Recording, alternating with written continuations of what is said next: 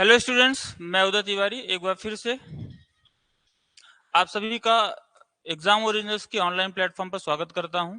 जैसा कि आप सबको पता है, हमारा ये सीरीज स्टार्ट हुआ है पॉलिटिकल थिंकर्स का। एमपीपीएससी मेंस में जो पॉलिटी का चैप्टर है, 4th यूनिट, उसमें आप देखेंगे पॉलिटिकल थिंकर्स हैं। तो पॉलिटिकल थिंकर्स में हम लोगों ने यहाँ पर ठीक है स्टार्ट कर दिया है अपना। पिछली क्लास में हम लोगों ने कौटिल्य के बारे में देखा था, आज हम शुरू करेंगे।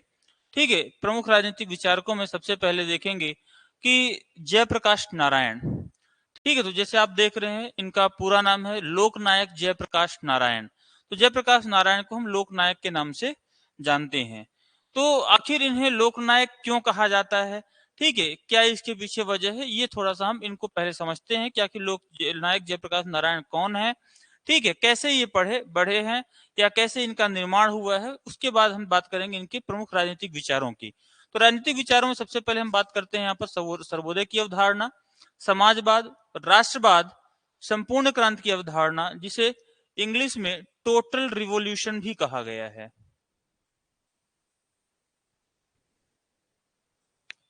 ठीक है, फिर उनका पीपल्स चार्टर क्या था और ग्राम स्वराज क्या है। तो ये प्रमुख इनके राजनीतिक विचार हैं जो आपके एग्जाम में मेंस में पूछे जा सकते हैं, और इन्हीं पर हम ठीक है आपका आज का ये सेशन रखने वाले हैं, जहां पर इनको हम डिटेल में सारे इनकी अवधारणाओं को एक एक करके पढ़ेंगे। ठीक है, तो चलिए शुरू करते हैं। सबसे पहले समझते हैं कि आखिर जयप्रकाश नारायण कौन है, कैसे ये बने हैं जयप्रकाश नारायण, और लोकनायक की उपाधि कैसे मिली इन्हें। ठीक है, तो सबसे पहले आप देखते हैं इनका जो जन्म हुआ है 11 अक्टूबर, ठीक है, 1902 को बिहार के सिताब दियारा नामक स्थान में। एक्चुअली जो ये बिहार का सिताब दियारा है, उस समय पर पहले आपका ये अंग्रेजों के समय पे यूनाइटेड प्रोविंस करके राज्य हुआ करता था। तो यूनाइटेड प्रोविंस में ठीक है इनका जन्म हुआ था। उसके बाद ये उत्तर प्रदेश के बलिया जिले के एक छोटे से गांव में चले जाते हैं, वहां पर इनका रहन सहन हुआ। ठीक है, पिताजी का नाम था हरसू दयाल। इनके पिताजी का नाम हरसू दयाल था। ठीक है, और ये जो है यहाँ पर एक कैनाल डिपार्टमेंट में एक अच्छे ऑफिसर के पद पर थे। तो वहां से ये अपना इनका क्या कहते हैं पूरा फैमिली बैकग्राउंड रहा। ठीक है, और हायर एजुकेशन के लिए 1922 में ये चले जाते हैं कहाँ, यूनाइटेड किंगडम।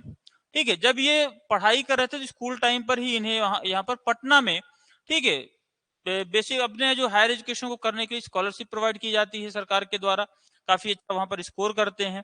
ठीक है, उसके बाद हायर एजुकेशन के लिए 1922 में 1922 में इन्होंने यूनाइटेड किंगडम की का रुख किया और वहां पर रहकर ये पढ़ाई करना शुरू करते हैं। तो जब वहां पर ये पढ़ाई के लिए जाते हैं तो इनिशियल डेज में ठीक है फीस की तंगी के चलते यहाँ पर उन्होंने खुद से ठीक है काम करना शुरू किया, और काम करते करते वो अपनी पढ़ाई का खर्चा भी मैनेज करते हैं। ठीक है, तो वहां पर इन्होंने देखा कि वास्तव में जो लेबर क्लास है, जो वर्किंग क्लास है, उसके साथ क्या क्या चैलेंजेस होते हैं।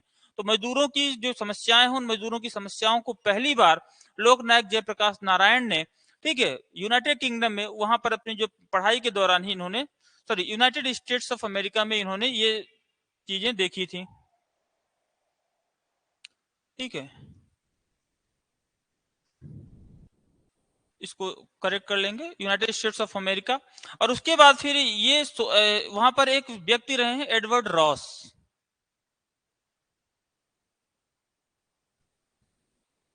एडवर्ड रॉस के अंडर में रहकर इन्होंने सोशियोलॉजी की पढ़ाई की, समाजवाद। और इस समाजवाद के साथ ठीक है, क्योंकि वहां आप देखते हैं धीरे धीरे ठीक है जैसे रशियन रिवॉल्यूशन हुआ, तो रशियन रिवॉल्यूशन में आप देखते हैं कार्ल मार्क्स को। कार्ल मार्क्स की एक बड़ी फेमस सी बुक है, ठीक है, नाम जानते हैं आप सब, Das Kapital.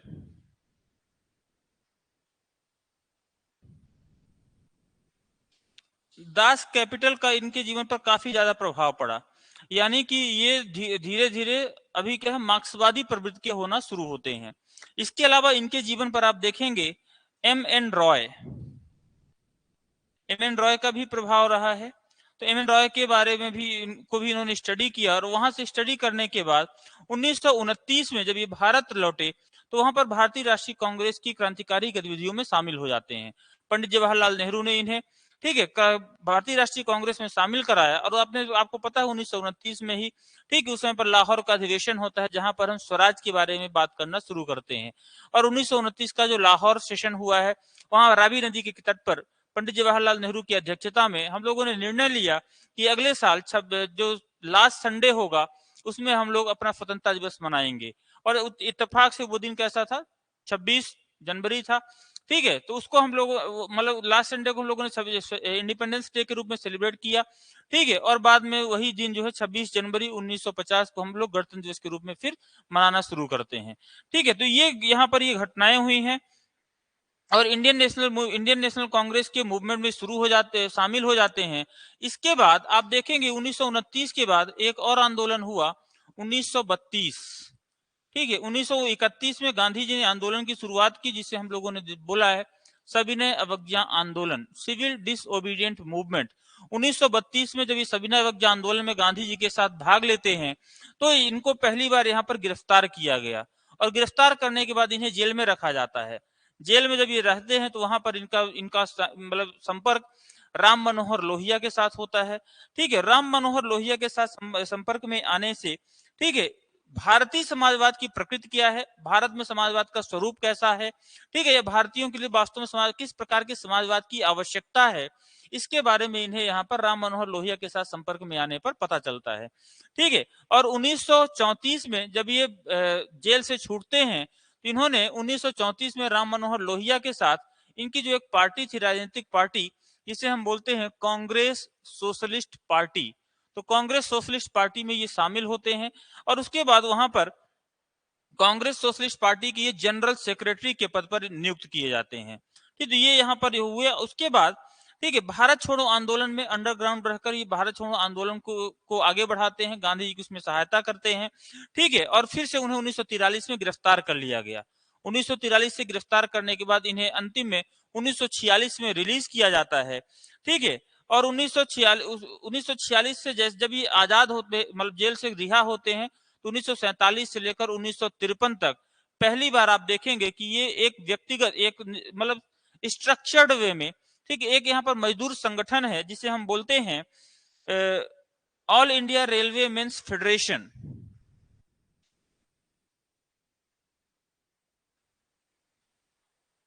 All India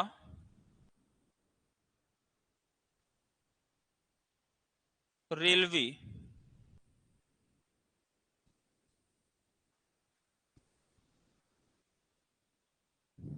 mains federation.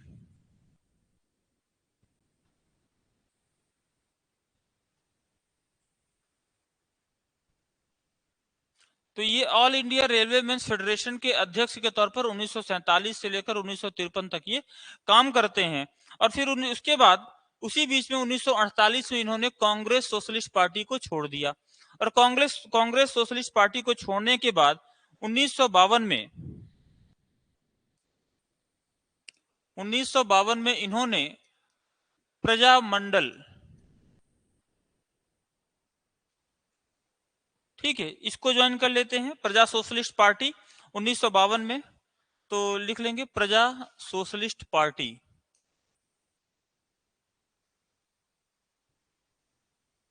तो ये जयप्रकाश नारायण का ये राजनीतिक करियर धीरे धीरे आगे बढ़ रहा है।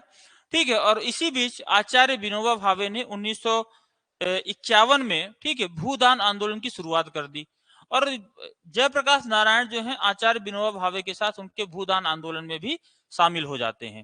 तो इस प्रकार हम देख रहे हैं कि धीरे धीरे करके यहाँ पर, ठीक है, भारत में जयप्रकाश नारायण जो है वो जनता की भलाई के लिए, ठीक है, जनता के डिमांड की जरूरतों के लिए यहाँ पर डिमांड करना शुरू करते हैं।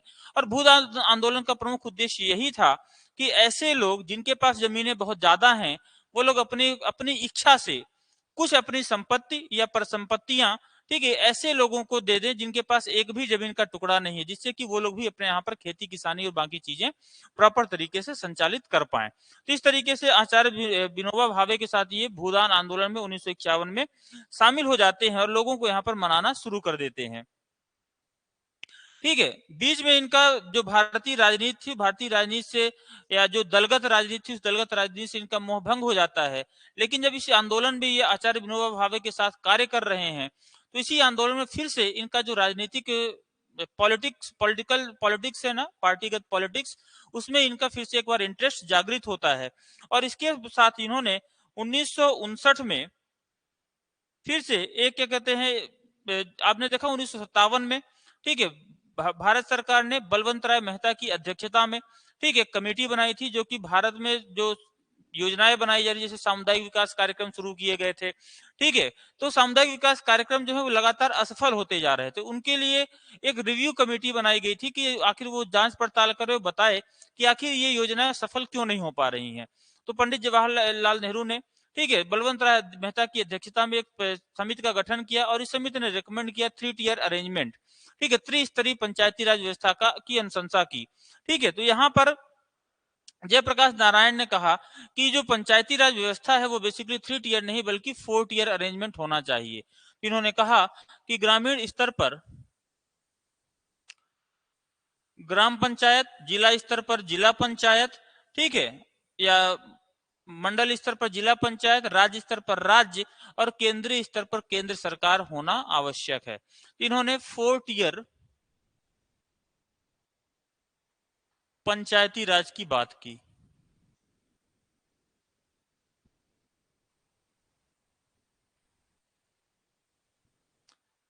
तो जयप्रकाश नारायण ने 4 स्तरीय पंचायती राज व्यवस्था की सिफारिश की है, ठीक है, और इस तरीके से ये धीरे धीरे भारतीय पॉलिटिक्स का हिस्सा बनना शुरू करते हैं, ठीक। अब जयप्रकाश नारायण धीरे धीरे इतने बड़े व्यक्तित्व हो जाते हैं कि भारतीय राजनीति में और भारत की जनता इन्हें काफी अच्छे व्यक्तित्व के तौर पर देखना शुरू कर देती है, एक अच्छे राजनेता के तौर पर इनकी छवि बनती है जनता के बीच में। तो कोई भी आंदोलन होता है या कोई भी यहाँ पर कोई सत्याग्रह जैसी एक्टिविटीज होती हैं तो लोग इनको सबसे पहले याद करते हैं। गुजरात में वहां पर एक आंदोलन शुरू हुआ, नवनिर्माण आंदोलन। तो नवनिर्माण आंदोलन में ये गुजरात में जाते हैं, वहां पर, ठीक है, सरकार से उसकी जो नीतियां हैं उसके खिलाफ ये मोर्चा संभालते हैं और वहां पर अपनी बात रखते हैं। उसी के साथ, उसी के साइमल्टेनियसली आप देखेंगे कि 5 जून 1974 में बिहार में एक आंदोलन की शुरुआत होती है, ठीक है।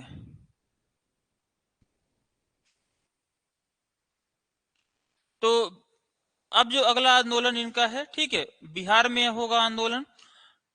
1974 में बिहार के आंदोलन में ये भाग लेते हैं। बिहार का आंदोलन बेसिकली क्या है ये समझ लेते हैं।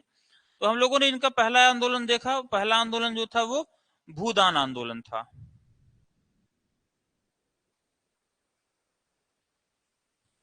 दूसरा आंदोलन हम लोगों ने देखा यहाँ पर नवनिर्माण आंदोलन, और तीसरा जो आंदोलन है ये बड़ा फेमस बिहार आंदोलन। यही बिहार आंदोलन जो है, ठीक है, बाद में हम इसे संपूर्ण क्रांति या टोटल रिवॉल्यूशन के नाम से भी जानते हैं।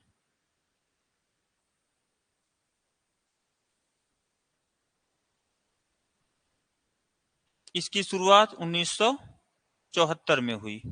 तो बिहार का जो विद्यार्थी है, बिहार के जो एस्पिरेंट्स हैं, आज भी आप देखते हैं कि कहीं भी कोई ऐसा आंदोलन होता है, खास करके जो पढ़ाई लिखाई को लेकर, जैसे यूपीएससी का जो प्रोटेस्ट हुआ था, वहां पर जब सीसेट वगैरह को लेकर विवाद हुए थे, तो यूपी और बिहार के जो स्टूडेंट्स हैं वो लोग काफी आगे जाते हैं। अभी आप लोगों ने अग्निवीर के टाइम पर देखा तो इन्होंने काफी प्रोटेस्ट किया था। तो ये जो बिहार के स्टूडेंट्स हैं वो पहले भी यहाँ पर ऐसी कोई भी नीतियां जो इनको प्रभावित करती हैं या जो स्टूडेंट्स के हित को प्रभावित करती हैं, वो हमेशा आंदोलन करने के लिए हमेशा तत्पर रहते हैं। तो बिहार में वहां पर जो सरकारी विभाग थे, सरकारी विभागों में हो रहे भ्रष्टाचार के खिलाफ वहां के जो स्टूडेंट्स एसोसिएशन थे वो लोग यहाँ पर एकजुट हो जाते हैं, और उन स्टूडेंट्स एसोसिएशन ने यहाँ पर, ठीक है, जयप्रकाश नारायण जी को अपने साथ बुलाया कि आप आइए और हमारे साथ यहाँ पर आंदोलन में भाग लीजिए।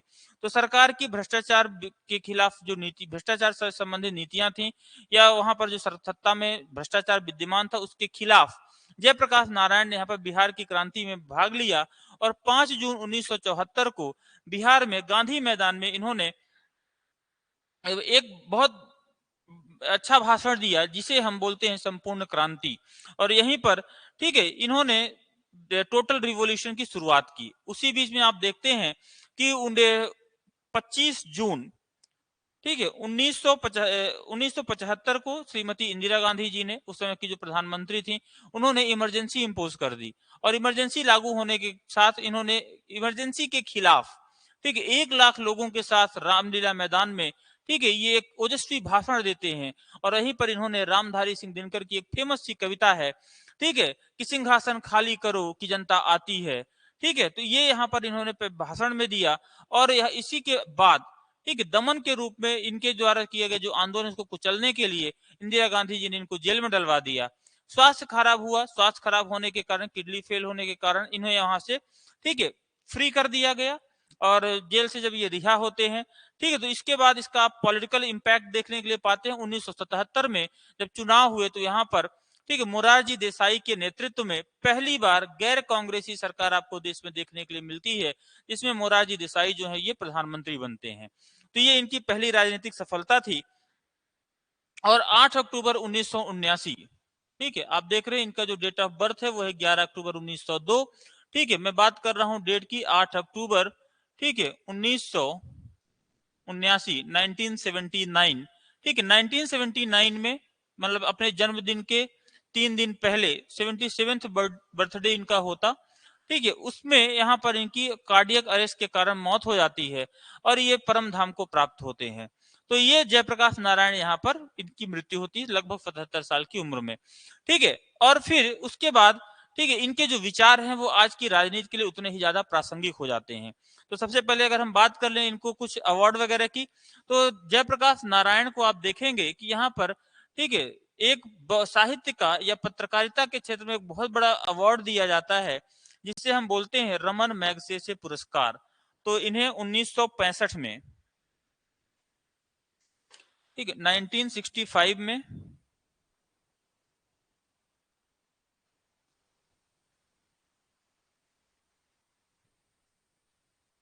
रमन मैगसेसे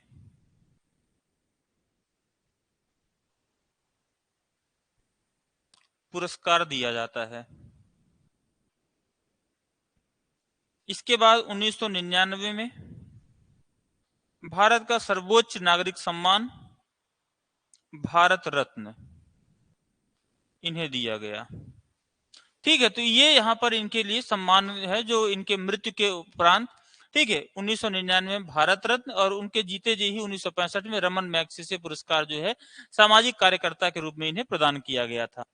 इसके अलावा इनके अवार्ड्स के, इनकी कुछ मतलब आर्टिकल्स हैं, किताबें तो इन्होंने बहुत ज्यादा नहीं लिखी हैं, लेकिन कुछ आर्टिकल्स हैं। जैसे एक आर्टिकल है व्हाई सोशलिज्म, समाजवाद क्यों, आखिर क्या वजह है कि ये समाजवाद की वकालत करते हैं, ठीक है। तो इस आर्टिकल के माध्यम से हमें पता चलता है कि आखिर जयप्रकाश नारायण जो है वो समाजवाद को ही क्यों चाहते हैं और इनके समाजवाद का स्वरूप वास्तव में कैसा होगा या कैसा होना चाहिए समाजवाद जयप्रकाश नारायण के अनुसार, ये हम आगे यहाँ पर चर्चा करेंगे।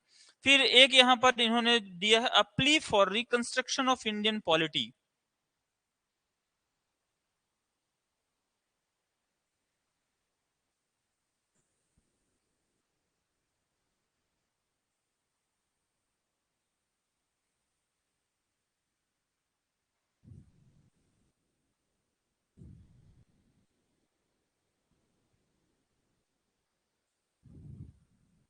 एक इनका ये आर्टिकल रहा है जो बड़ा फेमस रहा है कि भारतीय राज व्यवस्था में किस प्रकार के यहाँ पर सुधार किए जाने चाहिए, ठीक है। और इसके अलावा एक प्रिजन डायरी है, अपने जेल के दिनों में इन्होंने डायरी लिखी, उसके अनुसार इनका क्या सोचना रहा है, उनके जो विचार रहे उसको इन्होंने इसमें मेंशन किया है। और एक आप देखेंगे टोटल टुवर्ड्स टोटल रिवॉल्यूशन, संपूर्ण क्रांति की ओर, टुवर्ड्स टोटल रिवॉल्यूशन। इनकी यही पत्र और पत्रिकाएं हैं, आर्टिकल्स हैं, ठीक है, जिनके माध्यम से हमें डॉक्टर जयप्रकाश नारायण के जो राजनीतिक विचार हैं, ठीक है, उनके जो समाजवाद से संबंधित विचार हैं, इन सब के बारे में हमें जानकारी प्राप्त होती है। तो एक एक करके हम इन सारे विचारों को समझते हैं, ठीक है, और शुरू करते हैं कि आखिर इनके जो पॉलिटिकल थॉट हैं वो कौन कौन से हैं, ठीक है, और किस बेसिस पर इन्होंने, ठीक है, इन सब चीजों को देखा है। तो सबसे पहले हम बात करते हैं इनकी सर्वोदय की अवधारणा कि आखिर सर्वोदय की अवधारणा क्या है। तो जयप्रकाश नारायण की जो सर्वोदय की अवधारणा है बेसिकली ये 3 चीजों पर बेस्ड है। ठीक है, पहला जो है आप देखेंगे कि एक है सामाजिक यानी कि सोशल डायमेंशन ऑफ सर्वोदय। ठीक है, दूसरा आप देखेंगे यहाँ पर राजनीतिक। सर्वोदय का जो सिद्धांत है इनका 3 डायमेंशन पर बेस्ड है। ठीक है, सोशल, पॉलिटिकल और इकोनॉमिकल।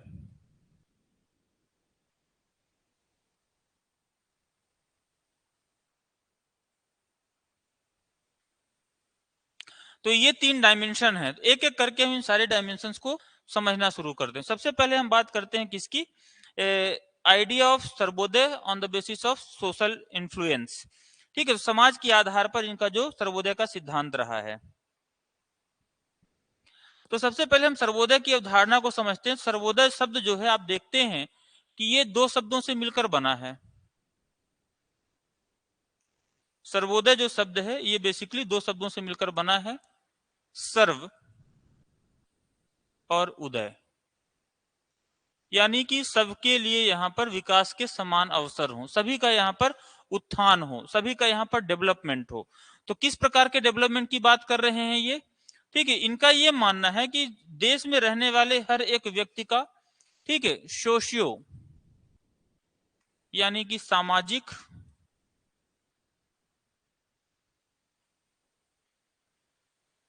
इकोनॉमिकल आर्थिक और पॉलिटिकल राजनीतिक विकास हो, राजनीतिक उत्थान हो। देश में रहने पाए जाने वाले जितने भी समाज हैं, ठीक है, अर्थव्यवस्था के जितने भी संसाधन हैं, ठीक है, और जितने भी राजनीतिक चीजें हैं उन सभी जगह पर हर एक व्यक्ति का इक्वल पार्टिसिपेशन यहाँ पर होना जरूरी है। इस तरह की अवधारणा जो है वो, ठीक है, सर्वोदय की अवधारणा में शामिल है। ये बेसिकली जो प्रभाव आप देखेंगे इनका जो सर्वोदय सिद्धांत है ये बेसिकली इन्फ्लुएंस्ड है गांधी जी के सर्वोदय के सिद्धांत पर।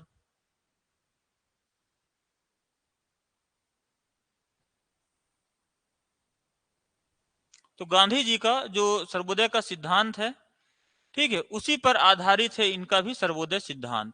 ठीक है, लेकिन अंतर क्या आप देखेंगे कि इनके हिसाब से जो सर्वोदय है वहां पर, ठीक है, राजनीतिक या यूं कहें कि सरकार की अनुपस्थिति, एब्सेंस ऑफ गवर्नमेंट, सरकार की अनुपस्थिति की ये वकालत करते हैं। There must be absence of government. तो आपसे अगर ये सिंपल सा बोलें कि सर्वोदय की अवधारणा जयप्रकाश नारायण के शब्दों में, तो जयप्रकाश नारायण जी चाहते हैं कि हम एक ऐसे सर्वोदय की स्थापना करें, ठीक है, जहां पर एक ऐसे समाज की स्थापना करें जहां पर सरकार का कोई भी रोल ना हो।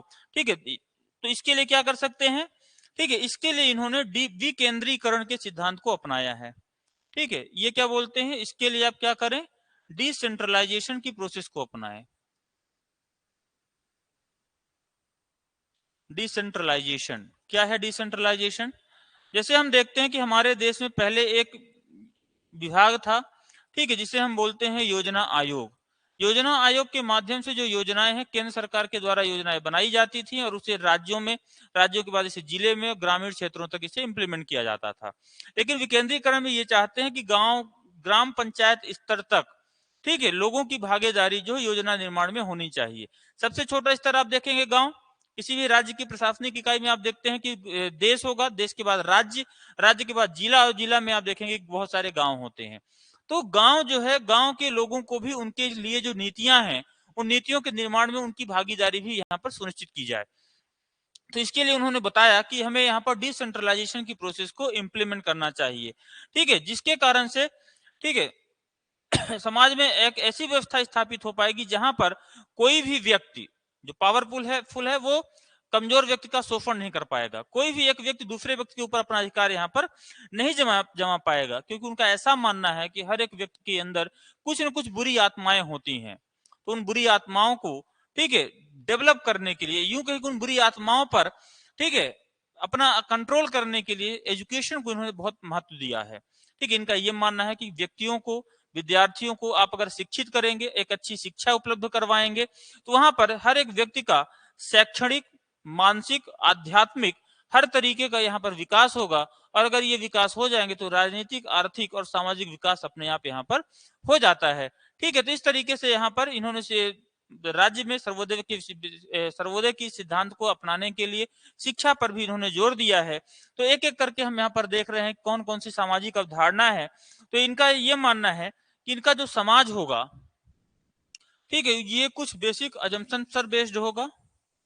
वो कौन कौन से अजम्पशंस हैं सामाजिक विचार के या समाज की, जो इनका जो सर्वोदय की अवधारणा है सामाजिक डायमेंशन पर बेस्ड।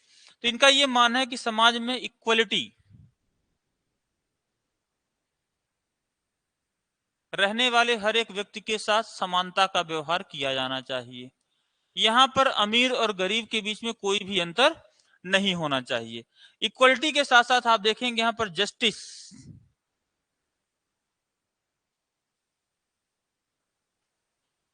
यानी कि न्याय। ठीक है, जस्टिस के साथ यहाँ पर, ठीक है, एक है आपका इंक्लूसिवनेस।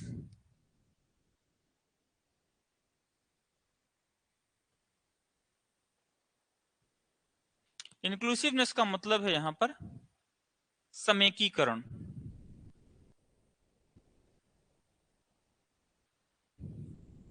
तो जो सामाजिक अवधारणा है सर्वोदय के सिद्धांत की, उसमें ये, ठीक है, ये जो है एक समानता, न्याय और समेकीकरण के इन बिंदुओं पर आधारित है। ठीक है, सोसाइटी में आप जब देखेंगे कि जब हर एक व्यक्ति को इक्वल ट्रीट किया जाएगा, सबके पास न्याय के लिए इक्वल अपॉर्चुनिटी होगी, और जितनी भी सरकार की योजनाएं हैं, सर जितनी भी एक्टिविटीज यहाँ पर संचालित की जा रही हैं, उन सभी एक्टिविटीज में हर एक व्यक्ति की भागीदारी होगी, तो वहां पर किसी के बीच में भी कोई डिस्क्रिमिनेशन नहीं होगा, कोई विभेदीकरण नहीं होगा। और जब विभेदीकरण नहीं होगा तो लोग जो है यहाँ पर, ठीक है, एक समाज के रूप में, एक भाईचारे के रूप में, या यूं कहें कि यहाँ पर लोगों का ओवरऑल डेवलपमेंट एक ऐसा होगा, ठीक है, जहां पर हर एक व्यक्ति के लिए विकास के समान अवसर उपलब्ध होंगे। ठीक है, ऑब्वियस सी बात है, जब सब लोग इक्वल हैं तो हर एक व्यक्ति के पास यहाँ पर रोजगार के समान अवसर होंगे। ठीक है, सबके पास रोजगार होगा, सबके पास यहाँ पर राजनीतिक अधिकार होंगे, सबके पास यहाँ पर अपने अपने कामों को करने की आजादी होगी, तो यहाँ पर ऊंच नीच का अंतर नहीं होगा। ठीक है, दूसरा ऊंच नीच के अलावा आप देखें यहाँ पर अमीर और गरीब का अंतर नहीं होगा, वैचारिक मतभेद नहीं होंगे, या डिस्क्रिमिनेशन सोसाइटी में किसी प्रकार का नहीं हो पाएगा। जो महिला और पुरुष में, अगड़े और पिछड़े में, सवर्ण और दलित में जो अंतर आज हम वर्तमान में समाज में देख पाते हैं, तो इस तरीके के किसी प्रकार के अंतर को यहाँ पर इन तीन प्रमुख सिद्धांतों के आधार पर खत्म करने की बात कर रहे हैं जयप्रकाश नारायण। ठीक है, तो इनका ये कहना है कि ऐसे किसी भी समाज के निर्माण के लिए सबसे जरूरी है यहाँ पर युवाओं को आगे आना। युवा जो है इसमें एक बहुत ही महत्वपूर्ण भूमिका निभा सकते हैं, और इसके लिए इन्होंने कहा है कि वेलफेयर ऑफ ऑल के प्रिंसिपल को अपनाएं और उसी के हिसाब से यहाँ पर आगे बढ़ें।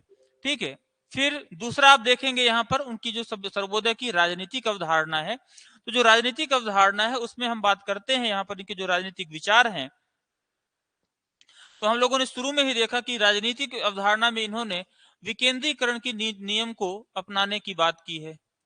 ठीक है, political system should be decentralised, विकेंद्रीकरण,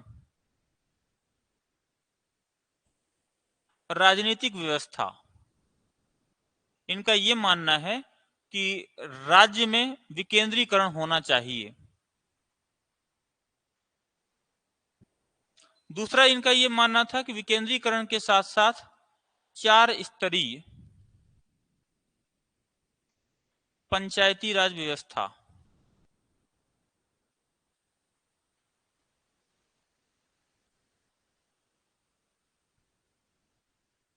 अपनाई जाए। 4 स्तर कौन कौन से होंगे? ग्राम क्षेत्र पर ग्राम पंचायत,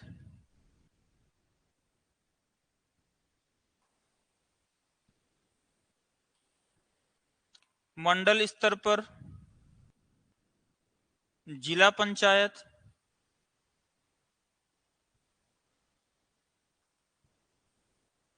ठीक है, राज्य स्तर पर राज्य सरकार और केंद्र स्तर पर केंद्र सरकार, और इसमें भी केंद्र का जो रोल है वो सबसे कम होना चाहिए, सबसे कम। भूमिका किसकी हो? केंद्र की हो। ठीक है, बाकी सबको यहाँ पर इक्वल राइट्स दिए जाने की ये वकालत करते हैं। इनका ये मानना है कि जो, क्योंकि 1951 में जब हमारे यहाँ पहली बार आम चुनाव होते हैं, 51 से लेकर 1975 तक का दौर ये देखते हैं, और 1975 तक के पूरे दौर में इन्होंने देखा कि सरकारें कैसे काम कर रही हैं। इतने साल आजादी के होने के बाद भी यहाँ पर लोगों का विकास नहीं हो पाया, लोगों को यहाँ पर रोजगार के बेहतर अवसर उपलब्ध नहीं हो पाए, और लोगों के लिए यहाँ पर अभी भी बेसिक जरूरतें जो है वो पूरी नहीं हो पा रही हैं। इन्होंने कहा कि आज की जो राजनीतिक व्यवस्था है वो राजनीति पर आधारित है। ठीक है, आज की जो राजनीतिक व्यवस्था है वो राजशक्ति पर आधारित है, लेकिन इसका आधार राजनीति की जगह पर इन्होंने कहा कि ये लोकनीति से रिप्लेस कर दिया जाना चाहिए। राजनीति की जगह पर लोकनीति हो जाए, और राजशक्ति के स्थान पर इन्होंने लोक शक्ति की वकालत की है। ठीक है, यानी कि पावर जो है वो स्टेट के पास नहीं होनी चाहिए, power should be in the hands of people, लोगों के हाथों में यहाँ पर पावर होनी चाहिए। ठीक है, दूसरा, यहाँ पर स्टेट की पॉलिसी नहीं, policy should be for welfare of people, लोगों के उत्थान के लिए यहाँ पर, ठीक है, राजनीति बनाई जानी चाहिए, नीतियां लोगों के लिए होनी चाहिए, ना कि राज्य के लिए होनी चाहिए। राज्य के पास अगर राज्य के लिए अगर नीतियां बनाई जाएंगी, राज्य सरकारें या केंद्र सरकारें अपने लिए अगर नीतियां बनाएंगी, राज्य करने के उद्देश्य से नीतियां बनाएंगी, तो ये कभी भी समाज में इक्वलिटी को प्रमोट नहीं कर पाएंगी। वो अपने अपने हितों को साधने के लिए, ठीक है, वोट बैंक की राजनीति करेंगे, जाति की राजनीति करेंगे। ठीक है, और यहाँ पर क्या करेंगे, वो कभी लोगों को धर्म के नाम पर, कभी जात के नाम पर, कभी अगड़े और पिछड़े के नाम पर आपस में इनको हमेशा लड़ाते रहेंगे।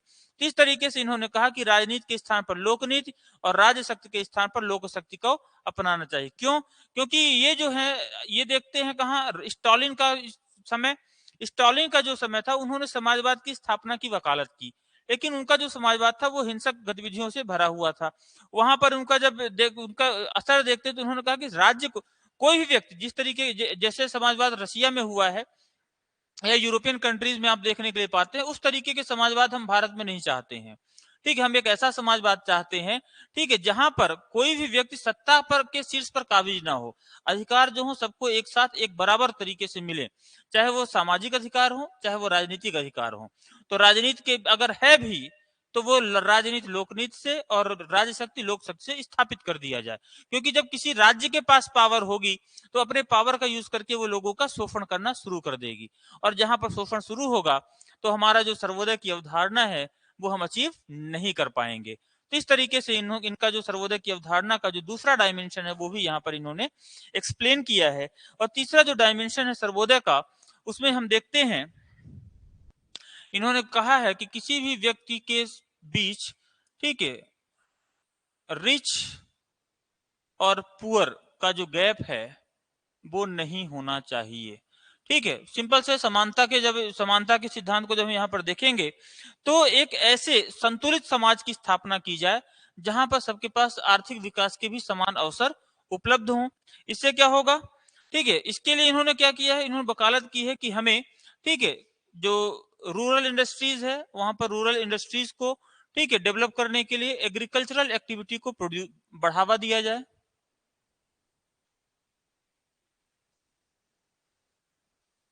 तो ये कृषि के विकास को बढ़ावा देने की बात कर रहे हैं। साथ ही साथ ये जो छोटे छोटे कुटीर उद्योग हैं, ठीक है, कुटीर उद्योगों को भी बढ़ावा देने की बात करते हैं। ठीक है, इससे क्या होगा, ग्रामीण क्षेत्रों में रहने वाले वो लोग जो मुख्य धारा में शामिल नहीं है, जो आर्थिक रूप से सक्षम नहीं है, वो भी यहाँ पर सक्षम हो पाएंगे। और इसके लिए इन्होंने, ठीक है, कोऑपरेटिव्स की बात की है, सहकारी संगठनों की वकालत की है। साथ ही साथ इन्होंने कहा है कि सहकारी समितियों का निर्माण किया जाना चाहिए। ठीक है, और जो कृषि है वो भी सहकारी होनी चाहिए, सहकारी कृषि पद्धति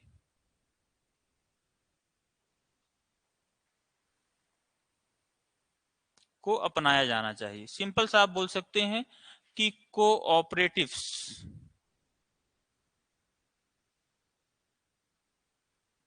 के डेवलपमेंट की वकालत करते हैं। तो यहाँ पर आर्थिक समानता लाने के लिए, आर्थिक रूप से सर्वोदय के लिए, ठीक है, राज्य में सहकारी संगठन का होना आवश्यक है। ठीक है, तो इसके लिए यहाँ पर कॉटेज इंडस्ट्री, विलेज इंडस्ट्री जो कि एग्रीकल्चरल बेस्ड हो, ठीक है, साथ ही साथ यहाँ पर अगर कृषि भी की जा रही है सहकारी, अगर बड़े पैमाने पर जो उद्योग बनाए गए हैं, लार्ज स्केल इंडस्ट्रीज हैं या स्मॉल स्केल इंडस्ट्रीज हैं, तो वहां पर ओनरशिप और मैनेजमेंट ये भी सहकारी हो, किसी एक व्यक्ति का स्वामित्व यहाँ पर नहीं होना चाहिए। ठीक है, तो इस तरीके से यहाँ पर ये इनका सर्वोदय की अवधारणा है। इसमें 3 डायमेंशन हम लोगों ने देखे हैं। ठीक है, अब अगला जो इनका सिद्धांत है वो है समाजवाद का सिद्धांत। ठीक है, इनका जो समाजवाद है बेसिकली जो है ये एक बुक है। ठीक है, व्हाई सोशलिज्म, समाजवाद क्यों, या माई पिक्चर ऑफ सोशलिज्म, इस आर्टिकल से हमें पता चलता है कि आखिर वो किस तरीके के समाजवाद की बात कर रहे हैं। तो जयप्रकाश नारायण जो है वो समाजवाद के एक अच्छे समर्थक थे। ठीक है, और उनकी जो बुक है समाजवाद क्यों, उसमें ये जो बुक क्या आर्टिकल है, इसमें उन्होंने इसके बारे में मेंशन किया है। तो आर्थिक विषमता और उत्पादन के साधनों पर निजी स्वामित्व ही सभी समस्याओं का मूल कारण है। सिंपल सा है, जो गरीब है उसे ये लगेगा कि जो अमीर, जो सत्ता पर काबिज है, जो इंडस्ट्रियल हाउसेस में ओनरशिप रखे हुए है, वो मजदूरों का शोषण करेगा, उसका एक्सप्लॉयटेशन करेगा, तो वो कभी भी उसको एक ओनर के तौर पर नहीं देख पाएगा। ठीक है, तो अगर उनका ये मानना है कि अगर हम सबको एक बराबर संसाधन उपलब्ध करवा दें तो आर्थिक विषमता की जो समस्या है वो अपने आप खत्म हो जाएगी। किसी के, सबके पास बराबर संसाधन होंगे, अब कमाओ और खाओ, मेहनत करो। ठीक है, उनका ये कहना था कि जो नेशनलाइजेशन किया जा रहा है उससे भी समाजवाद स्थापित नहीं हो पाएगा, क्योंकि जब हम राष्ट्रीयकरण करते हैं तो इससे जो होगा सरकार में जो ब्यूरोक्रेसी है वो मजबूत होगी और सेंट्रलाइजेशन की टेंडेंसी को बढ़ावा मिलेगा। जैसे आज आप देख रहे हैं देश में वर्तमान में सरकारें कैसे काम कर रही हैं। ठीक है, कहीं भी कोई भी योजना होती है उसके लिए एक ही व्यक्ति इनॉग्रेशन कर रहा है, एक ही व्यक्ति वहां पर योजनाएं बना रहा है, सब कुछ हर एक काम एक ही व्यक्ति के नेतृत्व में किया जा रहा है। ठीक है, ग्राम पंचायतों का कोई योगदान नहीं रहा। ठीक है, जिला पंचायत के क्षेत्रों पर वहां पर कोई योगदान नहीं, हर चीज ठीक है सेंट्रलाइज्ड हो गई है। तो जहां पर पावर, ठीक है, अथॉरिटी, हर चीज किसी एक व्यक्ति के हाथों में आ जाए उसे हम बोलते हैं सेंट्रलाइजेशन की प्रोसेस। और ये धीरे धीरे डिक्टेटरशिप से फिर ये आपका ठीक है मोनार्की जैसे यहाँ पर उसमें कॉन्सेप्ट में कन्वर्ट होती चली जाती है, जिसके कारण से देश में यहाँ पर क्रांतियां हो सकती हैं, आंतरिक विद्रोह हो सकते हैं। जैसे आप एग्जांपल देख सकते हैं मणिपुर और हरियाणा की जो हिंसा है, ठीक है, ये इसका एक छोटा सा प्रभाव है। ठीक है, फिर इसके लिए उन्होंने क्या कहा, लघु उद्योगों में विकेंद्रीकरण को, ठीक है, कृषि में विकेंद्रीकरण को और कृषि क्षेत्र में सरकारी ऋण और बाजार प्रणाली को बढ़ावा देने से, ठीक है, जो साहूकार हैं, जैसे आप देखो बैंकों से लोगों को किसान लोन मिल जाएगा किसानों को, तो जो साहूकार उनका शोषण कर रहे हैं उनसे मुक्ति मिल जाएगी। किसान क्रेडिट कार्ड स्कीम सरकार के द्वारा लॉन्च की गई, ये भी एक अच्छी किसानों के बेहतरी के लिए यहाँ पर अपनाई गई योजना है। तो इस तरीके से यहाँ पर इन तरीकों से इन्होंने समाजवाद को स्थापित करने की बात की है। ठीक है, इसके अलावा हम लोगों ने देखा कि राज्य के इनका इनका ये मानना था कि राज्य का जो रोल है या राज्य का जो योगदान है वो कम से कम मात्रा में हो, अगर है भी तो वो इतना कि एक केवल वो ऑब्जर्वेशन के लिए यहाँ पर होना चाहिए, एक रेगुलेशन के लिए होना चाहिए, सपोर्ट के लिए होना चाहिए, ना कि डिक्टेटरशिप के लिए होना चाहिए। तो इस प्रकार से समाजवाद का इनकी अवधारणा। ठीक है, अगला जो है यहाँ पर इनका एक अवधारणा है राष्ट्रवाद की। दो अवधारणाएं हम लोगों ने देखी। ठीक है, एक सर्वोदय की अवधारणा, दूसरा समाजवाद। ठीक है, इनका ये मानना है कि जब तक लोगों के पास ठीक है हृदय में राष्ट्रीयता की भावना नहीं है, ठीक है, हृदय में लोगों के मन में दूसरों के प्रति अपनापन नहीं है, कभी भी राष्ट्रीयता की भावना उत्पन्न नहीं हो सकती। जैसे एक छोटा सा एग्जाम्पल देखें, जैसे मान लीजिए कि समाज में आप देख रहे हैं कुछ लोग बहुत अमीर हैं और कुछ लोग बहुत गरीब हैं। अमीरों को ये लगता है कि जो गरीब हैं, ठीक है, वो चोर हैं, उचक्के हैं, ठीक है, वो यहाँ पर विद्रोह करते हैं। सिंपल सी बात है, जब मजदूर को उसका हक नहीं मिलेगा तो मजदूर क्या करेगा, विरोध करेगा, क्रांतियां करेगा। ऐसे में वो अमीरों के खिलाफ खड़ा हो जाता है, और जब वो अमीरों के खिलाफ खड़ा होता है ऐसी कंडीशन में अमीर उसे अपना विरोधी मानने लगते हैं। वहीं उल्टा अगर हम गरीब की पॉइंट ऑफ व्यू से देखें तो उसको ये लगता है कि हमारी मेहनत करके हमारी मेहनत को पूरा अमीर जो है वो चूस रहा है, वो हमारा शोषण कर रहा है, हम यहाँ पर काम नहीं करेंगे, उसके साथ कोऑपरेट नहीं करेंगे, ऐसे में दोनों का ही विकास नहीं हो पाता और हम एक दूसरे से यहाँ पर लड़ना शुरू कर देते हैं। उल्टा दूसरा देखें, हम अगर धर्म के बारे में देखें तो हिंदू धर्म मुस्लिम धर्म के खिलाफ, मुस्लिम धर्म हिंदू धर्म के खिलाफ, हिंदू धर्म ईसाई या हर एक धर्म जितने भी आप देखते हैं देश में, हिंदू मुस्लिम सिख ईसाई बौद्ध जैन, ठीक है, ये सभी धर्म एक दूसरे को कमजोर मानते हैं या एक दूसरे को अपना दुश्मन मानते हैं। ये क्यों हो रहा है? ऐसा तभी पॉसिबल हो पाता है जहां पर लोगों के बीच में बहुत ज्यादा विषमताएं हों। जब समानता आ जाएगी, सबके पास सबको इक्वल राइट्स, इक्वल अपॉर्चुनिटीज होंगी, इक्वल ग्रोथ के लिए यहाँ पर मौके होंगे, तो ऑब्वियस सी बात है कि ये जो डिस्क्रिमिनेशन सोसाइटी का वो खत्म हो जाएगा। और जब सबके पास बराबर संसाधन होंगे, बराबर पावर होगी, तो सब एक दूसरे के साथ यहाँ पर एडजस्ट करेंगे, ठीक है। और इसका जैसे आप देखते हैं, जब हमारा पेट भरा होता है तो हम किसी जानवर को या कोई दूसरा व्यक्ति जो भूखा है उसके खाने की भी कामना करते हैं। अपने पेट में ही दाना नहीं है तो हम कैसे कोशिश करेंगे हम दूसरे को भी खिला दें? इतना बड़ा दानी तो कोई नहीं, ठीक है। तो ऐसी कंडीशन में इनका मानना है कि जब तक प्रत्येक व्यक्ति के हृदय में राष्ट्रीयता की भावना विकसित नहीं होगी, तब तक देश का सर्वांगीण विकास नहीं हो सकता। और इसके लिए आप देखते हैं कि हमारे देश में सांस्कृतिक एकता तो है, लेकिन राजनीतिक एकता का अभाव है। अलग अलग पार्टी हैं, अलग अलग उनकी महत्वाकांक्षाएं हैं, उनका अलग अलग मैनिफेस्टो होता है, ठीक। कुछ लोग करप्शन के माध्यम से आगे बढ़ना चाहते हैं, कुछ लोग समाजवाद के माध्यम से, कुछ लोग दोनों का बैलेंस बनाकर चलते हैं। तो सबके अपने अपने अवधारणाएं हैं। कोई जात की राजनीति करता है, कोई धर्म की राजनीति करता है, ठीक है। तो राजनीतिक एकता का काफी ज्यादा अभाव आप देखेंगे हमारे देश में, ठीक है। एक तो 6 बड़ी पार्टियां हैं, राष्ट्रीय स्तर की पार्टियां हैं, और क्षेत्रीय स्तर पर बहुत सारी ऐसी छोटी छोटी पार्टियां आपको देखने के लिए मिलती हैं, ठीक है। तो राजनीति, उन सबके विचार अलग अलग हैं। और कभी भी देश के, जैसे आप देखें वर्तमान में संसद नहीं चल रही है, संसद न चलने की वजह क्या है? उनकी जो पॉलिटिकल आइडियोलॉजीज हैं, उनकी जो राजनीतिक क्या कहते हैं महत्वाकांक्षाएं हैं, वो पूरी नहीं हो पा रही। और उन राजनीतिक महत्वाकांक्षाओं के ना पूरा होने के कारण, ठीक है, देश में विकास के लिए यहाँ पर कोई काम नहीं हो पा रहा, संसद नहीं चल पा रही, जनता के पैसे खर्च हो रहे हैं, ठीक है। तो ऐसी कंडीशन में कभी भी राजनीतिक एकता स्थापित नहीं हो पाएगी, जिसके कारण से कभी भी लोगों के मन में राष्ट्रीयता की भावना नहीं आ पाएगी। राष्ट्र वो बनता, वहां बनता है जहां पर सबके मन में राष्ट्र के प्रति एक विचार होना चाहिए। जैसे मान लीजिए कि आतंकवादी हमला हुआ, ठीक है, वहां पर लोग सरकारों को दोष देने लगते हैं, ठीक है, सरकार का फेलियर एक अलग साइड पर, लेकिन उस समय पर सबसे प्रायोरिटी क्या होती है? जो आपदा आई है उस आपदा से निपटना है। लेकिन ऐसे मौकों पर भी जो राजनीतिक दल होते हैं वो क्या करते हैं, यहाँ पर दूसरे सरकारों की या कहते हैं लोगों यहाँ पर क्रिटिसिज्म की नीति को अपनाते हैं। उल्टा जबकि इन्हें ये चाहिए कि यहाँ पर सहयोगात्मक राजनीति को अपनाएं, सहयोग करना चाहिए। अगर कोई आपदा देश पर पड़ी तो वो देश के लिए है, ना कि किसी पर्टिकुलर पॉलिटिक्स या पॉलिटिकल पार्टी के लिए है।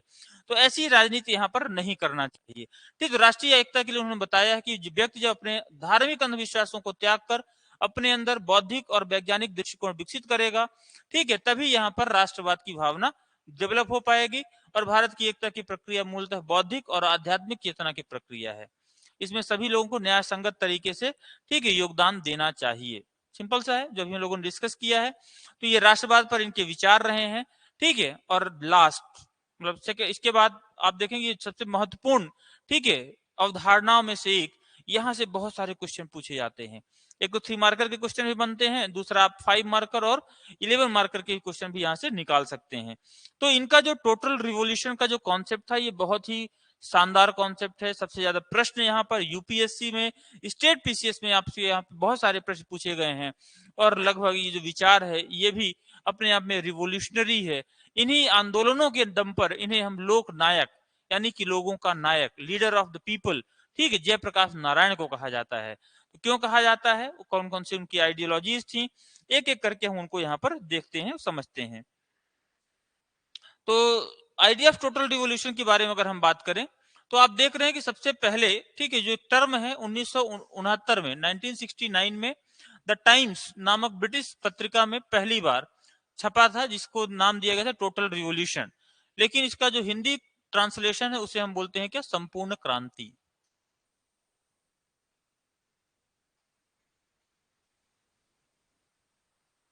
ठीक है।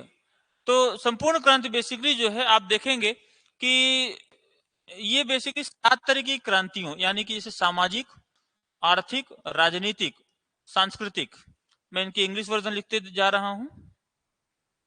सामाजिक यानी कि सोशल, इकोनॉमिकल, पॉलिटिकल, सांस्कृतिक यानी कि कल्चरल, ठीक है, आपका विचार, बौद्धिक, हम दोनों को कंबाइंडली लिख देते हैं यहां पर इंटेलेक्चुअल, एजुकेशनल यानी कि शैक्षणिक, और स्पिरिचुअल, आध्यात्मिक।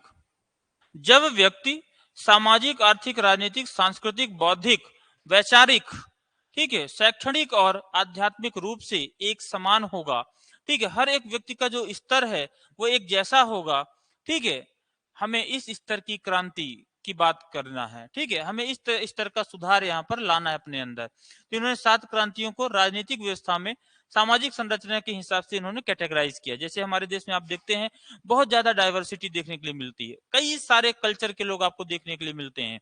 नॉर्थ इंडिया में अलग, साउथ इंडिया में अलग, सेंट्रल इंडिया में अलग, नॉर्थ ईस्ट में अलग, गुजरात और महाराष्ट्र का अलग कल्चर है, राजस्थान पंजाब का अलग कल्चर है।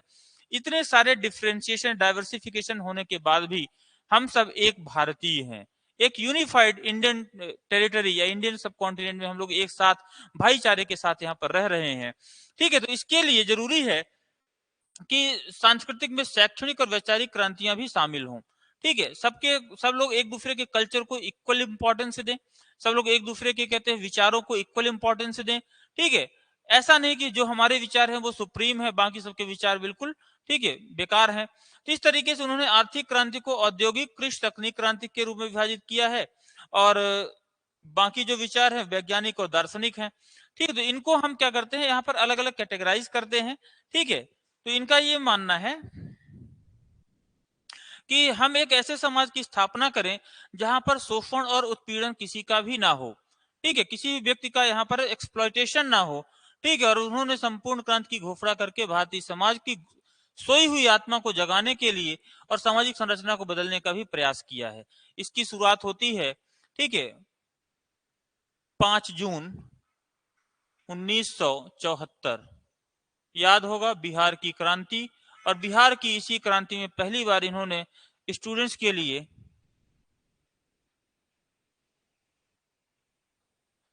ठीक, तो इन्होंने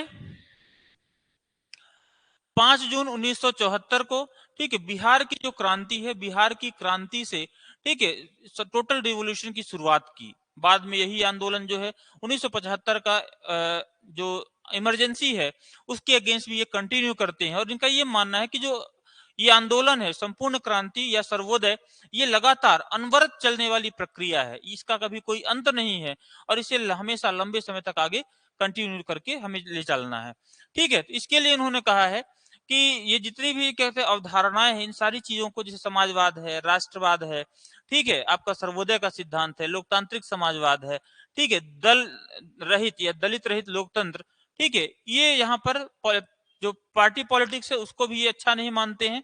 इनका ये कहना है कि जो पार्टी पॉलिटिक्स यहाँ पर नहीं होनी चाहिए, क्योंकि पार्टी पॉलिटिक्स जो है पर्टिकुलर कुछ लोगों के विचारों को, ठीक, उस पार्टी की विचारधारा मान लिया जाता है और वही फिर वो पूरे देश में थोपना चाहते हैं। तो ऐसी किसी भी राजनीतिक विचारधारा को वो मानने के लिए यहाँ पर तैयार नहीं है, ठीक है। तो इसके लिए हम देखते हैं राजनीतिक स्तर पर, ठीक है, कैसे ये चाहते हैं। तो राजनीतिक स्तर पर उनका ये मानना है कि पार्टिसिपेटरी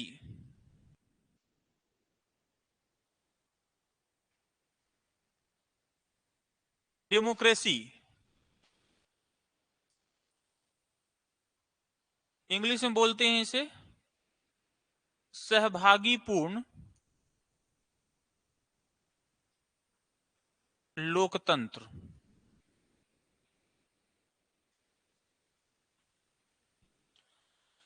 उनका ये मानना है कि यहाँ पर देश में, ठीक है, जो पार्लियामेंट्री सिस्टम है या जो इलेक्टोरल सिस्टम आज का वर्तमान का चल रहा है, या जब 1975 के टाइम पर ये थे, उस समय का जो डेमोक्रेटिक सिस्टम था, पार्लियामेंट्री सिस्टम था, उसकी जो स्थापना का उद्देश्य था वेलफेयर ऑफ सोसाइटी, वो उद्देश्य यहाँ पर पूरा नहीं हो पाया है।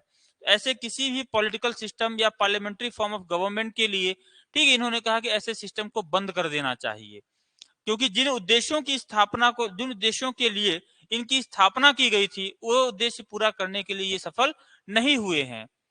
तो इसके लिए क्या करना चाहिए, यहाँ पर पार्टिसिपेटरी डेमोक्रेसी को लागू कर देना चाहिए, यानी कि लोगों का आपस में, लोगों को सबको यहाँ पर अधिकार दे दो बराबर बराबर, जिससे वो अपने अपने तरीके के यहाँ पर अधिकार जो है या अपने तरीके की जो एक्टिविटीज है उनको प्रॉपर तरीके से, ठीक है, अपने विकास की योजनाएं वो बना सके। उनका ये मानना था कि अगर, ठीक है, जो वर्तमान लोकतंत्र या जो वर्तमान चुनाव व्यवस्था आप देख रहे हैं, इलेक्टोरल सिस्टम आप देश में देख रहे हैं, उस इलेक्टोरल सिस्टम से या पार्लियामेंट्री गवर्नमेंट सिस्टम से, ठीक है, हम देखते हैं कि जो पावर है किसी एक व्यक्ति के हाथों में आ जाती है, और जब पावर का कंसंट्रेशन होगा तो वह व्यक्ति तानाशाही मोड पर चला जाएगा, और वो उस पावर का, यानी कि जो राजनीति से उसे जो राज्य शक्ति मिली है, उस राज्य शक्ति का उपयोग वो अपने व्यक्तिगत हितों के लिए करेगा, और वो धीरे धीरे तानाशाही में कन्वर्ट हो जाएगी। एग्जाम्पल आप देखेंगे इंदिरा गांधी का दौर, ठीक है, भारतीय राजनीति में इंदिरा गांधी ने बहुत अच्छे योगदान दिए हैं, नो डाउट, लेकिन ठीक है, उनका जो इमरजेंसी का दौर था उसे लोग आज भी भयावह दिनों के रूप में याद करते हैं, क्योंकि उन्होंने अपनी सत्ता को अपने एम्बिशन का एक माध्यम बना लिया, पावर के माध्यम से वो अपनी महत्वाकांक्षाओं को पूरा करना चाहती हैं।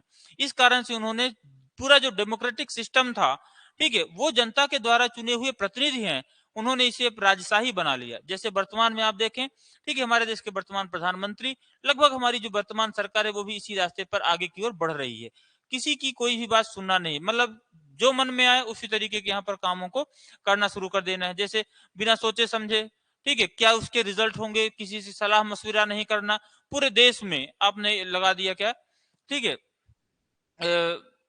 नोटबंदी, डिमोनेटाइजेशन कर दिया, ठीक, उसके दुष्प्रभाव क्या हुए, जनता उससे परेशान हुई, ठीक है, लोगों को यहाँ पर स्ट्रगल करना पड़ा। फिर उसके बाद ऐसी बहुत सारी नीतियां आप देख रहे हैं, तो जहां पर व्यक्ति की जो है सत्ता के केंद्र में होगा, ठीक है, वो अपने इस पावर का मिसयूज करेगा, या अपने महत्वाकांक्षाओं को पूरा करने के लिए वो गलत तौर तरीकों का भी उपयोग करेगा, और वो धीरे धीरे शोषण और दमनकारी गतिविधियों में कन्वर्ट होता चला जाएगा। तो इंदिरा गांधी या वर्तमान के जो नरेंद्र मोदी की सरकार है उसे आप इस तरीके से एग्जाम्पल के तौर पर देख सकते हैं। तो जयप्रकाश नारायण जो है वो इस तरीके की राजनीति नहीं चाहते हैं, वो चाहते हैं कि जहां पर सहयोगात्मक राजनीति हो, ठीक है, और जिसमें हर एक व्यक्ति की बराबर भागीदारी सुनिश्चित की जा सके। अगर हम जनता के कल्याण के लिए योजनाएं बना रहे हैं, किसानों के विकास के लिए हम किसान बिल ला रहे हैं, तो किसानों का भी यहाँ पर एक कंसेंट लेना जरूरी है। किसानों से भी हम बात कर लें कि वास्तव में आप क्या चाहते हैं, और फिर उसके हिसाब से संसद में बैठकर नियम और कानून बनाए जाएं, क्योंकि जो नियम है वो संसद में कुछ लोगों के द्वारा बनाए जाते हैं, और वही नियम बाद में धीरे धीरे ये लोग अपने आप को मजबूत करने के लिए शोषण के तौर पर हथियार के रूप में इस्तेमाल करना शुरू कर देते हैं। तो इस तरीके से, ठीक है, ये जयप्रकाश नारायण चाहते हैं कि जो वर्तमान राजनीतिक व्यवस्था है, चुनाव प्रणाली है, उसको खत्म करके ऐसे सारे इंस्टीट्यूशन को बंद कर देना चाहिए, क्योंकि इनकी स्थापना का उद्देश्य जो लोगों का कल्याण था वो सुनिश्चित नहीं हो पा रहा, और नए समाजवाद की स्थापना के ऊपर प्रयास करने चाहिए। ठीक है, फिर उनकी जो आर्थिक अवधारणा है, आर्थिक अवधारणा में उनका ये मानना है कि जो इकोनॉमिक पावर है,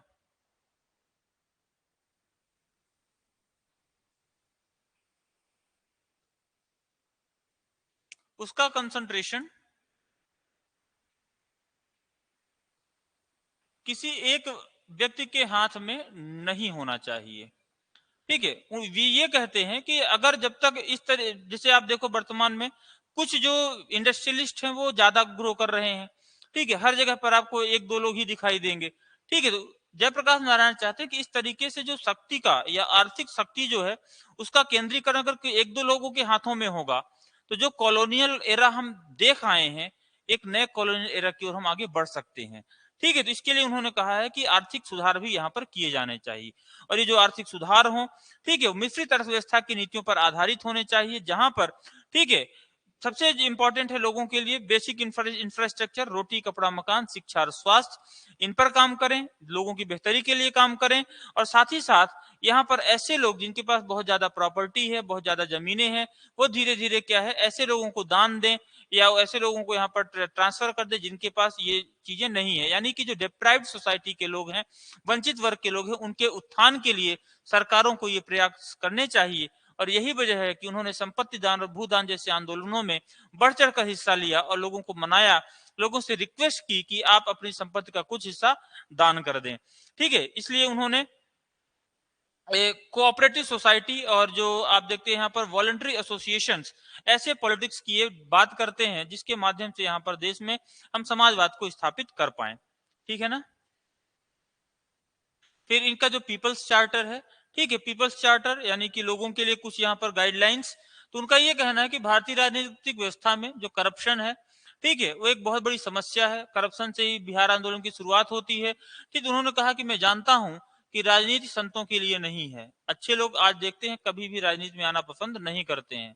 ठीक है, उन्हें यह लगता है कि अगर हम कीचड़ में उतरेंगे तो हम खुद भी गंदे हो जाएंगे, इससे अच्छा कीचड़ से दूरी बना लो। राजनीति में अक्सर आप देखेंगे क्रिमिनल बैकग्राउंड के लोग, ठीक है, जो तड़ी पार रहे हैं, ठीक है, जिन्होंने मर्डर किए हैं, जिन्होंने कहते हैं रेप किए हैं, ऐसे लोग राजनीति में अच्छे पदों पर बैठे हुए हैं।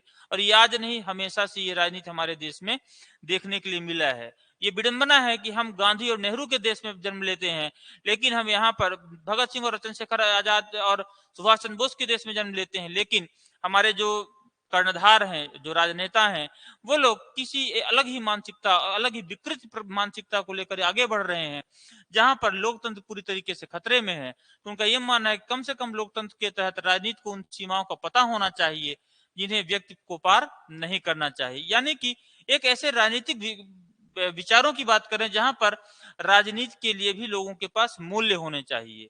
ठीक है, मूल्यों की राजनीति नहीं होनी चाहिए, राजनीतिक मूल्य होने चाहिए। एटलीस्ट एक बाउंड्री क्लियर होनी चाहिए कि किसे यहाँ पर राजनीति में आना है, उसे क्या करना चाहिए। जैसे अगर आप कोई व्यक्ति एक अच्छे पद पर बैठ गया, जैसे मान लीजिए कोई प्रधानमंत्री है, ठीक, कोई मुख्यमंत्री है, तो मुख्यमंत्री और प्रधानमंत्री किसी एक जाति का, किसी एक वर्ग का, किसी एक धर्म का नहीं होता। मुख्यमंत्री प्रधानमंत्री पूरे देश का होता है। हो सकता है कि उसको कुछ लोगों ने वोट दिया हो, कुछ लोगों ने वोट नहीं दिया हो, लेकिन प्रधानमंत्री बनने के बाद we the people of India की भावना उसके अंदर होनी चाहिए। हम भारत के लोग, ऐसी भावना उसके अंदर होनी चाहिए। और अब वह व्यक्ति पूरे देश को रिप्रेजेंट कर रहा है, ना कि किसी एक जात, एक धर्म, एक वर्ग या एक संप्रदाय को रिप्रेजेंट नहीं कर रहा है। ठीक है, ना वो एक भारतीय जनता पार्टी, ना वो कांग्रेस का लीडर, ना ही वो आरएसएस का लीडर होता है, बल्कि वो भारत देश का लीडर होता है। और प्रधानमंत्री को प्रचार मंत्री नहीं होना चाहिए, वो कभी भी हमेशा देश की भलाई के लिए ही उसे काम करना चाहिए। तो उनका ये कहना है कि अगर कोई भी व्यक्ति अगर सत्ता में ऐसे स्थान पर आ गया है, उसे पार्टी पॉलिटिक्स को भी छोड़ देना चाहिए। इसी वजह से आप देखते हैं कि कई बार उन्होंने पार्टी पॉलिटिक्स को भी छोड़ा हुआ है। तो जेपी के पीपल्स चार्टर का केंद्र बिंदु उन्होंने 61 मार्च 1975 को संसद में प्रस्तुत किया था और उन्होंने कहा कि भ्रष्टाचार जो है हमारे राजनीतिक जीवन को खा रहा है, यह विकास में बाधा डाल रहा है और प्रशासन को कमजोर कर रहा है। सभी कानूनों और नियमों का ये मजाक बना रहा है और ये लोगों के विश्वास को खत्म करके उनके धैर्य को खत्म कर रहा है। ऑब्वियस सी बात है, आप वर्तमान की राजनीतिक व्यवस्था को देखें, ठीक है, मैं एग्जांपल कहीं और का नहीं लूं, अगर मैं मध्य प्रदेश का एग्जांपल लूं तो आप देख रहे हैं कि हम यहाँ पर सरकार को चुनकर भेजते हैं, ठीक है, बहुमत की सरकार बनती है, लेकिन विधायकों की खरीद फरोख्त के कारण, ठीक है, एक सरकार गिर जाती है, दूसरी सरकार आती है। और ये खरीद फरोख्त न केवल मध्य प्रदेश में बल्कि पूरे देश में आप देख रहे हैं, जिसके कारण से करप्शन बढ़ रहा है। आप इसका हालिया एग्जांपल देखें, मध्य प्रदेश में जो भर्ती परीक्षाएं हो रही हैं, उन भर्ती परीक्षाओं में कितना ज्यादा भ्रष्टाचार हो रहा है, उसके नए नित नए खुलासे आपको देखने के लिए मिल रहे हैं। कभी कोई 15 लाख की बात करता है, कोई 20 लाख की बात करता है, कहीं पर कोई बोलता है कि कहते हैं इस पर्टिकुलर पार्टी का विधायक है, उसके कॉलेज में ये कांड हुआ है, तो कहीं पर कुछ। तो ऐसी जो घटनाएं हैं वो कहीं ना कहीं लोगों के द्वारा जो कानूनी प्रक्रिया है, कानून के जो नियम है, उन नियमों का मजाक बनाया जा रहा। जैसे उसका एक दूसरा उदाहरण आप देखें, दिल्ली में दिल्ली की सरकार जो है चुनी हुई जनता के द्वारा चुनी गई सरकार है, यानी कि डेमोक्रेटिक तौर तरीकों से बनाई गई सरकार है। और सुप्रीम कोर्ट ने उनको पावर दे दिया, लेकिन उसके खिलाफ इन्होंने संसद में, ठीक है, ऑर्डिनेंस लाया और यहाँ पर वो, ठीक है, बनाई गई जो व्यवस्था या कानूनी जो प्रक्रिया है उसके खिलाफ अब ये ऑर्डिनेंस के माध्यम से वहां पर अपने आप को सत्ता पर काबिज करना चाहते हैं। ये है पावर का मिसयूज। इसे लोक शक्ति नहीं, इसे हम राज्य शक्ति बोलते हैं। और जयप्रकाश नारायण ऐसी राज शक्ति को लोक शक्ति से ट्रांसफर करने की बात करते हैं। और जहां जहां भी ऐसी घटनाएं हुई हैं, आप पूरे विश्व के पटल पर उठाकर देख लें, वहां पर क्रांतियां हुई हैं, डोमेस्टिक वायलेंस हुए हैं और अंतिम में तानाशाह को खत्म भी होना पड़ा है। तो ये लोगों का जो विश्वास, जनता का विश्वास राजनेताओं के प्रति है, चाहे वो ईमानदार ही क्यों ना हो, अब वो इंसान किसी भी ईमानदार व्यक्ति के ऊपर विश्वास भी नहीं कर पाएगा। तो जयप्रकाश नारायण चाहते थे कि लोगों की समस्याओं और विकास कार्यक्रमों की देखभाल के लिए जमीनी स्तर पर जन समितियों को स्थापित किया जाए, एक ऐसा नेटवर्क स्थापित किया जाए जो वास्तव में वेलफेयर के लिए यहाँ पर काम करें। कागजी कार्यवाही नहीं होनी चाहिए, ये जो काम है वो जमीनी स्तर पर लोगों को दिखाई देना चाहिए। और लास्ट अवधारणा, ग्राम स्वराज की अवधारणा। तो जयप्रकाश नारायण ने भारत में लोकतंत्र के विकास में अपना प्रमुख योगदान दिया है। उनका मानना है कि ग्रामीण विकास ही इस देश के विकास का आधार होना चाहिए। सिंपल सा है, ठीक है। सबसे बेसिक स्तर पर सबसे छोटी इकाई अगर राज्य की है तो वो क्या है? गांव है। अगर गांव का ही विकास नहीं होगा तो शहरों का विकास नहीं होगा, क्योंकि जो शहर आज बने हैं वो पहले कभी न कभी गांव थे, क्योंकि सास भी कभी बहू थी। तो ये जो चीजें हैं आप देखेंगे कि गांव जो है वो विकास की सबसे छोटी इकाई है और शुरुआत हमेशा गांव से ही होनी चाहिए। यही गांव धीरे धीरे विकसित होते चले जाएंगे और शहरों में कन्वर्ट होते चले जाएंगे। भगवान राम का जो राम राज्य है वो भी यही है, गांधी जी का जो राम राज्य है वो भी यही है। और हम पश्चिम दर्शन में हम जिसे यूटोपियन एम्पायर बोलते हैं, यूटोपियन एम्पायर भी यही है। तो जयप्रकाश नारायण का ग्राम स्वराज गांवों को यहाँ पर पंचायती राज व्यवस्थाओं के माध्यम से, ठीक है, उनके खुद के प्रशासन के लिए वहां पर उन्हें अधिकार दिए जाने चाहिए, जिससे कि वो अपने विकास के लिए, अपने बेहतरी के लिए, ठीक है, लोगों के कल्याण के लिए यहाँ पर योजनाएं बना सकें, ठीक है, वहां पर कानून बना सकें और उस कानून के इम्प्लीमेंटेशन के लिए भी वहां पर नीतियों का निर्माण भी कर सकें। तो इस प्रकार से ग्राम स्वराज की अवधारणा जो है, ठीक है, इनके सिद्धांत में आपको देखने के लिए मिलती है। अभी एक क्वेश्चन आया है, ठीक है, शेख शाहीन का, मैं उसको बोल देता हूं, बता देता हूं। देखिए यहां से क्वेश्चन क्या क्या बनते हैं उसको हम लोग यहां पर समझ लेते हैं, ठीक है। एक अपने आप में ये सारे जो कॉन्सेप्ट हैं, जैसे सर्वोदय की अवधारणा को 3 नंबर में, ठीक है, समाजवाद क्या है, राष्ट्रवाद, संपूर्ण क्रांति की अवधारणा, जेपी का पीपल्स चार्टर और ग्राम स्वराज, हर एक कॉन्सेप्ट जो है 3 मार्कर में है, ठीक है। अब इसमें आप देखेंगे कि जो 5 मार्कर के क्वेश्चन कैसे बनते हैं, ठीक है। जैसे मान लीजिए कि हमने यहां पर देखा सर्वोदय के जो राजनीति की अवधारणा है, अगर ये मान लीजिए आपसे 3 मार्कर में, 5 मार्कर में पूछा जाए तो आप बताएं कि वास्तव में सर्वोदय क्या है, ठीक है। सर्वोदय जो है, ठीक है, किन किन 3 बिंदुओं पर आधारित है, तो हमें पता है 3 बिंदु कौन कौन से हैं, सामाजिक, राजनीतिक और आर्थिक, ठीक है। और उन 3 बिंदुओं के आधार पर आप उनको क्या करें, एक एक कर को एक्सप्लेन कर दें, ठीक है ना। तो इस तरीके से ये 5 मार्कर के जो क्वेश्चन है आप यहाँ पर कवर कर पाएंगे। और ये 11 मार्कर भी इसी को थोड़ा सा इलेबोरेट करके एग्जाम्पल के साथ कोड कर दें, ठीक है। फिर जैसे टोटल रिवोल्यूशन पूछा गया है, पिछले एग्जाम्स अगर आप देखें तो उसमें संपूर्ण क्रांति की अवधारणा के बारे में पूछा गया है कि संपूर्ण क्रांति की अवधारणा जो है वो क्या है, ठीक है। संपूर्ण क्रांति की अवधारणा वास्तव में, ठीक है, इसकी शुरुआत कहां से होती है, तो हमने अभी डिस्कस किया कि संपूर्ण क्रांति की जो अवधारणा है इसकी शुरुआत बिहार में भ्रष्टाचार के आंदोलन से शुरू होती है। बाद में ये 1975 में जो इमरजेंसी का टाइम था वहां से, पहली बार आप इसे कहां देखेंगे, 1969 में, जो द टाइम्स, ठीक है, अखबार था, वहां पर इसका जो इंग्लिश वर्जन है टोटल रिवोल्यूशन, वहां पर देखने के लिए मिलता है। और अगर हम इसको और देखें, इसके मूल में जाए तो आचार्य विनोबा भावे ने पहली बार संपूर्ण क्रांति को नाम दिया था, ठीक है। तो किस प्रकार की संपूर्ण क्रांति की बात कर रहे हैं, वो 7 प्रकार की क्रांतियों की बात कर रहे हैं, सामाजिक, आर्थिक, राजनीतिक, सांस्कृतिक, ठीक है, बौद्धिक, ठीक है, वैचारिक और आपका शैक्षणिक और आध्यात्मिक। तो ये 7 क्रांतियां जो हैं ये इन टोटल रिवोल्यूशन का पार्ट हैं, ठीक है। इनको एक एक करके एक्सप्लेन करते हैं, ठीक है। और वहां पर हम देखते हैं कि जैसे राजनीतिक में उन्होंने किस तरीके की बात की है, ठीक है, आर्थिक में किस तरीके की बात की है, और फिर उसको हम कैसे इंप्लीमेंट करते हैं, तो इसके लिए उन्होंने बताया कोऑपरेटिव सोसाइटीज, ठीक है, कम्युनिटी हेल्प ग्रुप्स या यूके सोशल हेल्प ग्रुप्स।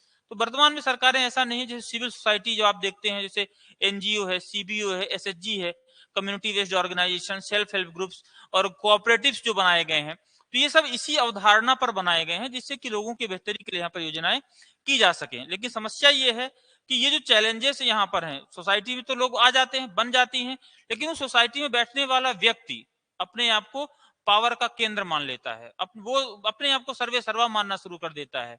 और वहीं से समस्याएं शुरू होती हैं। तो इस तरीके की किसी भी नीति को ये सही नहीं मानते हैं। ठीक है, तो ये जो चीजें हैं आपको टोटल रिवोल्यूशन में 11 मार्कर में सारी चीजों को एक्सप्लेन करते हुए, ठीक। तो ठीक है शेख जी, शेख शाहीन, तो इस तरीके से आपसे यहाँ पर क्वेश्चन पूछे जाएंगे 3 मार्कर, 5 मार्कर और 11 मार्कर। एक बार मैं आप लोगों से कहूंगा कि आप लोग जो प्रीवियस ईयर क्वेश्चन है उनको एक बार जरूर देखें, उससे एक आपको आइडिया मिलेगा कि वास्तव में एग्जाम में क्वेश्चन कैसे आते हैं, वो रियल क्वेश्चन है। बाकी हाइपोथेटिकल क्वेश्चन जो है वो यहाँ से कैसे भी डेवलप किए जा सकते हैं। तो वो जब क्वेश्चन हम लोग प्रैक्टिस सेशन करेंगे तो उसके लिए भी यहाँ पर हम लोग अलग से सेशन रखेंगे। फिलहाल आज के लिए हम इतना ही करते हैं। ठीक है, मिलते हैं आपसे अगले सेशन में किसी नए पॉलिटिकल थिंकर के साथ। Have a nice day, bye bye.